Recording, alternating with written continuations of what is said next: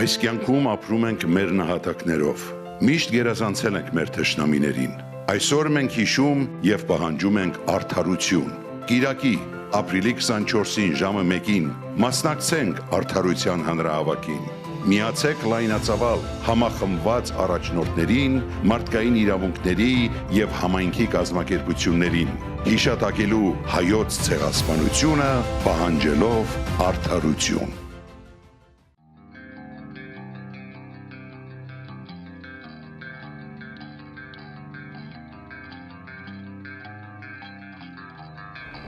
$1.5 million.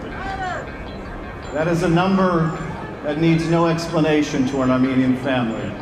But those outside the Armenian experience, the number 1.5 million is simply too great, too weighty, too abstract, too enormous to comprehend the magnitude of the crime. How can it be, they ask themselves, that 1.5 million people could be wiped from the face of the earth? How is it possible that people could be so cruel? How is it possible for such barbarism to exist? Surely it cannot be so. And so it falls to us the challenge of explaining to the world how, yes, it can happen, yes, it does happen, and yes, it did happen. 1.5 million Armenians lost their lives in the first genocide of the last century. There is a reason why Turkey fights so hard to revise history, why that word genocide is so stigmatizing. It is a terrible word. It is a terrible word. It is meant to be stigmatizing. It is meant to represent evil. It is meant to be the worst stain upon a nation and its memory.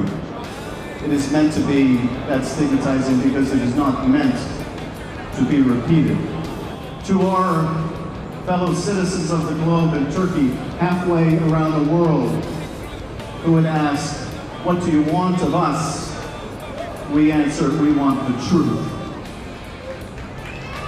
To those who ask, are we responsible for the sins of our fathers? We say, you cannot prevent the wound that was caused, but you can help in the healing.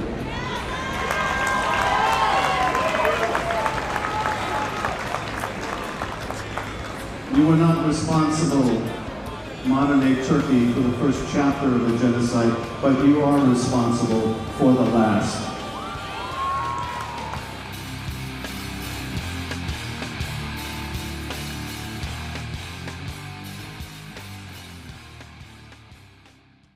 Hello and welcome to Lights on LA. I'm your host, Louise Gill. This evening with me, I am very, very happy and very honored to have with me a very young, dedicated, hardworking, someone that is a mentor to a lot of young people and hope that one day they could be in her shoes.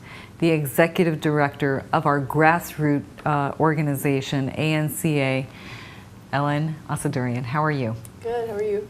I know you are extremely tired coming back from advocacy in Sacramento, which we will talk about. So I thank you very much for actually coming on the show, but we have a lot of important issues that we want to talk about. So welcome back. I know it was very, very, very successful.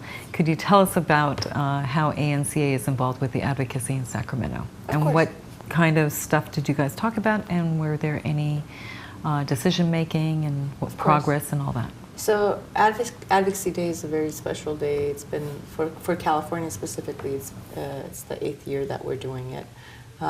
It's a whole day of meetings with elected officials.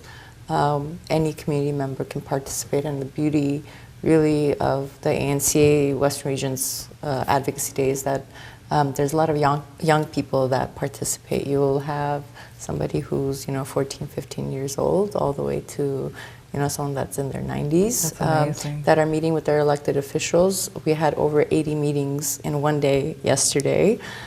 So we split everybody into groups. And everybody has a group, yes. Started bright and early, 7:30, went all the way. Actually, the bus got back around 2:30 in the morning yesterday. So it's been It's been quite a day or quite a week or a month. For those that don't know what happens, what is advocacy and how did you guys participate in that? Well, we're the organizers. Every year it really varies. The issues vary depending on what we have working on, especially on the state level. Yesterday specifically, so tomorrow the committee is going to be voting on a bill that Assemblymember Asatryan introduced, which is to divest funds from Turkey. And so we, as part of our talking points with elected officials yesterday, we were talking to them about this bill and why it's important for us as constituents to have them actually support that. Of course, with everything that's happening in Artsakh, we educated the members about Artsakh and Azerbaijan and the ceasefire violations of the attacks and the war crimes that they need to be aware of. So Artsakh was another very big talking point for us. As you know, we've been working on genocide education curriculum. Right. So last time I believe I was here, we're still in the process of. Right. The IQC actually a couple of weeks ago had their last meeting. They expanded the Armenian Genocide Curriculum Framework for world history classes. Wonderful. And then actually added the Near East relief story as it pertains to the Armenian Genocide and U.S. history courses. So the May 11th meeting of the Board of Education is going to be the last meeting, and we're very confident that it'll go through. But once it's part of the curriculum framework, then we also need to make sure that it's actually being taught in all the schools. So funding is going to be a very important part of that. So one of the things we talked about was our efforts on the education front. So the Armenian Legislative Caucus of California, which was founded by, again, Asatryan, Assemblymember Kacho Achajan, Scott Wilk, and also we have Senate President Pro Tem Kevin De Leon, who's also a member. They had a press conference in the morning about calling on Turkey to recognize the Armenian genocide. So around 10:30 in the morning, we all participated in the press conference, and then we followed that with 80 meetings. Both the Assembly and the Senate actually had commemorative ceremonies for the Armenian genocide on the floors. They passed the resolution recognizing the Armenian genocide. So it really was a very heavy day, but I think it was, it's very inspirational every year, right. Especially when you see all the young people that were involved. We really had a lot of high school students and college students participate in this, and they were also talking about, especially the college students that are in the UCs, they were talking about their efforts on the UC campuses to divest from Turkey. So having them, get that experience of going to Sacramento and meeting with their elected officials and actually, not just being in the state capitol building, but really voicing their opinions and understanding the process that, I really don't know any other country in the world where constituents matter so much to their representatives, and teaching and that the opportunity to meet. Absolutely, and actually, be taken into account for. And so, throughout teaching them. Throughout the years, have you noticed that there is more younger people coming to the? Absolutely. Actually, which is amazing. I've actually noticed, I think, within the... I'm sure you will see pictures on your screen. Could you tell us a little bit about those pictures? Sure. So we had students from almost all the Armenian high schools participate. So you're seeing them now. This was our meeting with Senate President Kevin De Leon, who also announced that the Armenian Legislative Caucus will be taking a delegation trip to Armenia in the fall. So Wonderful. We were following up with some questions. This is some of our interns, past and present interns. We also have an internship program at the ANCA Western Region. I believe these are the Alex Filippo's kids. Oh. And this is one of the representatives from the Armenian Relief Society. So we actually, bring everybody under the same umbrella to educate and advocate for the Armenian cause. This was from the press conference earlier in the day. I did the opening remarks, and then Kacho Achajan And Adri Nazarian presented, they had an essay contest and they presented the awards for the Wonderful. recipients. And of course, we had divided up all the participants. We had a couple of hundred who participated this year. So they were all split into groups with their schedules, and they had a group leader. And each of them had the opportunity to meet and speak in each of those meetings. That is a wonderful opportunity. This was also our meeting with Assembly Speaker Anthony Rendon and Majority Leader of the Assembly, Ian Calderon, who have been both very supportive of our issues. So, regardless of their understanding of the issues, I think it's always very important to keep in touch, regardless of their relationship and their understanding. It really is critical to keep them up to date on to what's going on. A lot of them didn't actually know about what was happening in Azerbaijan and Artsakh, and as you're aware, the Azeri Consul General and of course their heavy paid lobbyists have been really doing proactive work with legislators, sending them letters saying, it was actually quite interesting. I believe it was Arizona. We just had Advocacy Day in Arizona as well. Right. And when we arrived in Arizona, one of the members actually showed us a letter that they had received from the Consul General of Azerbaijan saying, by the way, you're going to get a visit from the Armenian community, because they had seen that we're organizing. Right. And these are the things that they're going to tell you, but this is the reality. And of course, it was just completely filled with inaccurate information. And the best part is that, and we've been saying this for a long while, that this is no longer just the Armenian community saying it, but the media, the non-Armenian media, is covered with facts, and the Human Rights Watch and Amnesty International have all these reports on human rights violations as it relates to Azerbaijan. So really all we have to do is point the elected official and the representative in the right direction and say, hey, it's not just us, here are the facts, here are the reports. What is ANCA right now's position with Artsakh, and what are you guys doing? Well, as you know, when the attacks happened, we launched an action alert. Our Washington, D.C. office has been very heavily involved in that, meeting with the State Department on this, and of course the Armenian caucus on the federal level also put in a demand for aid to stop to Azerbaijan. And of course, what Azerbaijan ended up doing is actually considered war crimes. So there needs to be accountability for what took place. And we actually have an action alert out, which is anca.org/war crimes. We encourage everybody to log on and actually just all they have to do is put their name and address, and the letter's already prepared for them. And where do they go again? Could you give that? Sure. anca.org/war crimes. Okay. And the letter's prepared. All you have to do is put in your name and address, and the letter automatically goes to your elected official, basically telling them to investigate what took place in Artsakh. How close do you think we are of acceptance? Well, I think it was right after I came on last time, but we've seen an increase in the number of states, U.S. states, that have recognized Artsakh's independence.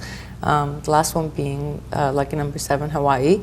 So I think we have a lot of work cut out for us, and this is why Advocacy Day is so important, not just in California, but really throughout the region and the nation.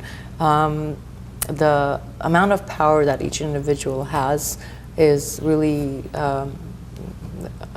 incomparable to any other country. So utilizing that, whether it's through voting and making your phone calls to your elected officials. The one thing that I always push for is if you're not making that call and if you're not sending that letter, guess what? The Turkish and the Azeri side are doing it. So even if it's not their constituents, at least their paid lobbyists are doing that. Right. So it's critical for our community, regardless of how involved you want to be or not. That's the simplest way to actually be involved in our efforts. It doesn't take more than a minute to actually submit that letter, but it really makes the world of difference. For those that don't have a computer or don't have that ability, but would like to help, is there a way that they could come to ANCA headquarters in Glendale? Of course. So our phone number is 818-500-1918, and we're located at 104 North Belmont, Suite 200, Glendale, California, 91206. The phone number again is 818-500-1918. And so, we can help people over the phone. We can, they're more than welcome to stop by the office. People stop by our office all the time, so. Well, our main importance of today's conversation, besides Artsakh being number one in the advocacy, I know that there is a lot of work that you have, ANCA Western Region has put together for April 24th. Could you tell us a little bit about the activities that's going to happen? Because I know last year it was a little bit easier for people to understand, and this year there is some confusion. Right, of course. Could you tell us a little bit about the activities? So it's not just the ANCA Western Region that's organizing this. It's actually 20 organizations. And it's pretty much all the organizations, with the exception of one, that was involved in the Armenian Genocide Centennial Committee that planned the March for Justice last year. We're calling it Rally for Justice this year. And it's going to take place on April 24th, 1 p.m. In front of the Turkish consulate on Wilshire Boulevard. There is no march from Little Armenia to the Turkish consulate, like last year. So I want to clarify that. If people want to sign up, they can go to rallyforjustice.org, and then they can register there. There's going to be buses from pretty much every city. There is an Armenian. They can take the buses to the Turkish consulate. But I want to stress that because a lot of people have been, well, is there a march? Is there not? No. There's going to be a march in the morning that's not organized by this Armenian Genocide Committee, but it does not go from Little Armenia to the Turkish consulate. We're encouraging everybody to unite like we did last year in front of the Turkish consulate. The one great thing, actually, aside from our unity, that includes pretty much almost all the Armenian organizations, both churches and so forth, is this year we have over 27 coalition partners, non-Armenian coalition partners from human rights groups, the Jewish World Watch, the labor unions, the teachers associations. UTLA is actually part of that. SCIU is part of that. So it's going to be much larger, I think, than last year in regards to the diversity of people that are supporting it. A lot of people have asked, and they wanted me to ask you, what is the reason that we would go to the Turkish embassy rally when there is nobody inside? Because I know that everybody and their grandmother knows that April 24th the Armenians are coming. Right. So stay home. It's a day off. Right. What is the purpose? And I know the answer, but I would like all the viewers that did ask me to ask you, could you please explain that? Of course. I think, we had 166,000 people on the streets of Los Angeles last year. It wasn't just a march that demanded justice. We set a record. We made history in Los Angeles. If we actually stay home this year, if we actually don't continue, if we don't show up to the rally at 1 p.m., the message that you're sending to Turkey, to your representatives here in Los Angeles, to the state elected officials and the federal, is basically saying that, I no longer find this an important issue. So I think it's each and every one of our responsibilities to make sure that we're participating. If you missed out on last year, then you have like double duty to get everybody else, to come out. And so I hope that... and I think this year is also of great importance because of Artsakh. Well, Artsakh, and then you also have elections coming up. It really, at the end of the day, politics and in reality, all boils down to who gets elected, who doesn't get elected, and who's going to support you, right? So if For example, if we're pushing for genocide recognition and reparations and restitution from our elected officials and for them to put pressure on, we also have to be active within our own community. So if they're seeing that, there's only, 5,000 or 10,000 Armenians out onto the street on April 24th, right, when you have over 500,000 that live in the area, what you're basically telling your candidates and elected officials is that this is not an important issue. So, April 25th or June 7th, whoever gets elected and says, well, is it really that important?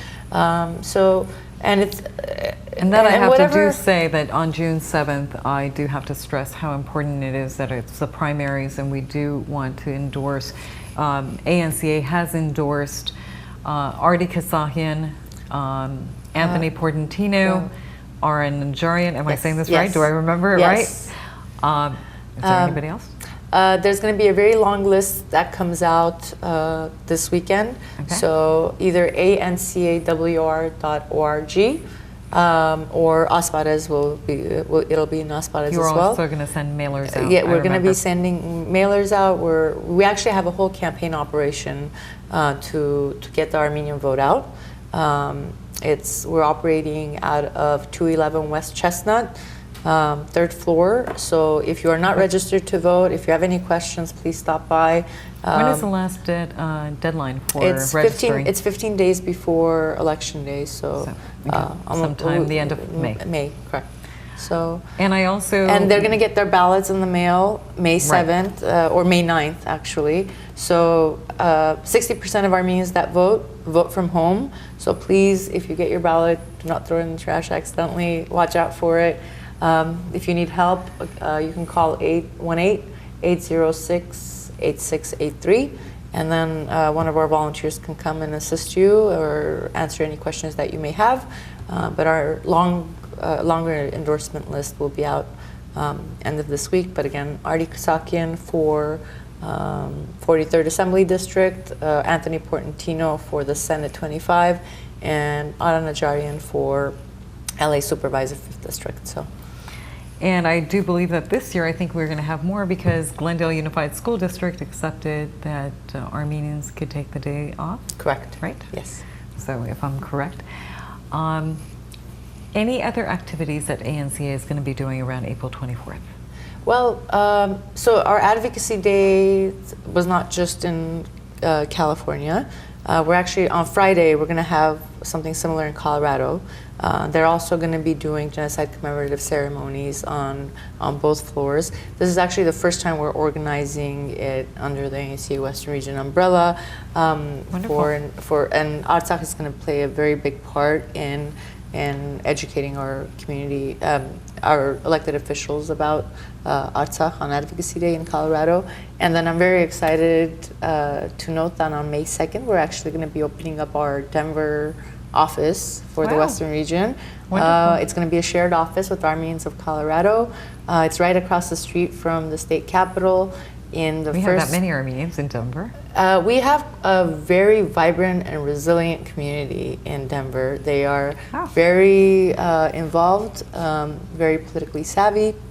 Wonderful. And they actually don't, the community there doesn't have a hub to work out of. The office is going to be located at the First Baptist Church of Denver, which is actually very symbolic because that church actually hosted the 1919 Near East Relief Convention and served as the hub for the Near East Relief during the Armenian genocide that helped save our. So I get goosebumps every time I think about it, and every time I've kind of gone there. So there's a very big connection with the church and the Armenian community, and it's literally across the street from the state capitol. So it'll be a place where the community can use to meet and host events and so forth, and of course an opportunity for us to grow our efforts in the state. Genocide education is going to be a very big part of our efforts there.